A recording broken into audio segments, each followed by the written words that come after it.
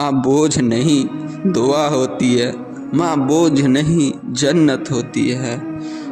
अस्सलामु अलैकुम वरहमतुल्लाहि वबरकातुह। आज मैं एक वाक़ये से माँ की अहमियत को समझाने की कोशिश कर रहा हूँ। आप सभी से मुअद्दबाना दरख्वास्त है कि इस वाक़ये को ज़रूर सुनिए। गांव की पुरानी गली के कूचे मकान में ज़ैनब बीबी रहती थी। ज़िंदगी के कई तूफ़ान देख चुकी थी। शौहर की जवानी में ही मौत हो गई थी। पीछे 3 छोटे बच्चे रह गए थे। उस दिन के बाद ज़ैनब बीबी के कंधों पर एक ऐसा बोझ आ गया था जिसे उठाने के लिए शायद 100 आदमी की हिम्मत भी कम पड़ती। वह दिन रात मेहनत करती, कभी किसी के घर में झाड़ू देती, कभी खेतों में मजदूरी करती, कभी कपड़े सीकर पैसे कमाती। पैरों में छाले, हाथों पर छाले, चेहरे पर झुर्रियाँ, मगर लबों पर हमेशा सब्र की मुस्कुराहट होती। वह अपने बच्चों को भूखा नहीं देख सकती थी, इसलिए खुद भूखी रह लेती, मगर बच्चों को निवाला देखकर खुश हो जाती। साल गुजरते गए, बच्चों ने पढ़ाई में तरक्की की। माँ ने अपना पेट काट कर उनको तालीम दिलवाई। वह रात को चिराग के नीचे बैठकर उनके कपड़ों पर सेवन लगाती और सुबह स्कूल के खर्चे के लिए पैसे तैयार रखती। एक एक करके बच्चे बड़े हुए, तालीम मुकम्मल की और नौकरियां हासिल कर ली। ज़ैनब बीबी के दिल को सुकून मिला कि अब उसकी मेहनत रायगा नहीं गई।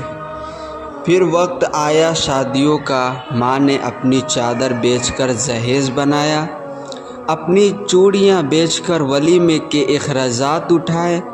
जब जब किसी ने कहा बहू के बगैर घर नहीं बनता, तो माँ ने खुशी खुशी बेटों के हाथ पीले कर दिए। लेकिन शादी के बाद मंजर बदलने लगा। पहले बेटे ने कहा, अम्मा बीबी कहती हैं कि छोटे घर में सब नहीं रह सकते, आप कुछ दिन छोटे भाई के पास रह लें। माँ ने कुछ नहीं कहा। दिल में हल्की सी कसक हुई, मगर खामोशी इख्तियार की। बेटे की खुशी में अपनी तन्हाई कबूल कर ली। कुछ दिन छोटे बेटे के पास गुजरते तो वहाँ भी यही बहाना सामने आता, अम्मा बीबी को तन्हाई पसंद है, आप तीसरे भाई के पास चली जाएं। यूँ ज़ैनब बीबी एक एक घर से दूसरे घर तक मेहमान बन गई। वही माँ जिसने दिन रात एक करके उनको पाला था, अब अपने ही घरों में अजनबी बन गई।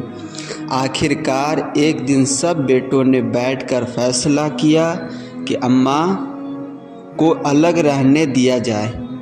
हर बेटे ने कुछ पैसे देने की जिम्मेदारी ले ली ताकि अम्मा की ज़रूरत पूरी हो सके। जब ज़ैनब बीवी को यह बात पता चली तो उसके आंसू थम ना सके। उसने कहा, मैंने तुम्हें कभी पेट भर कर खिलाया, कभी तुम्हारी तालीम के लिए अपनी भूख बर्दाश्त की, तुम्हें अपनी नींद कुर्बान करके परवान चढ़ाया, तुम्हारी एक एक ज़रूरत पूरी की, और आज तुम सबको मेरी सांस बोझ लगने लगी। बेटे सर झुकाकर खामोश खड़े थे, मगर किसी में हिम्मत ना थी कि अपनी माँ को दिल से गले लगा सके। ज़ैनब बीबी इस दिन अपने कमरे में देर तक रोती रही।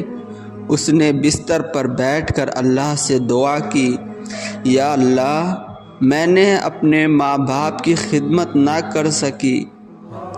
तूने मुझे 3 बेटे दिए ताकि बुढ़ापे का सहारा हो, मगर यह भी मुझे बोझ समझने लगे।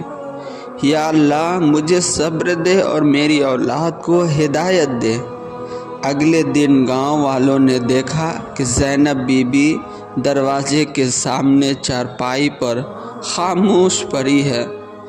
اس کے چہرے پر ایک عجیب سکون تھا، جیسے ساری تکلیفیں ختم ہو گئی ہو۔ اس کی سانسیں بند ہو چکی تھی۔ جب جنازہ اٹھا تو پورا گاؤں آنسو بہا رہا تھا، مگر وہ تینوں بیٹے جن کے خاطر اس نے اپنی جوانی کھپا دی تھی، زمین پر نظریں جھکائے کھڑے تھے۔ شاید ان کو پہلی بار احساس ہوا تھا کہ ماں بوجھ نہیں دعا ہوتی ہے، ماں بوجھ نہیں جنت ہوتی ہے۔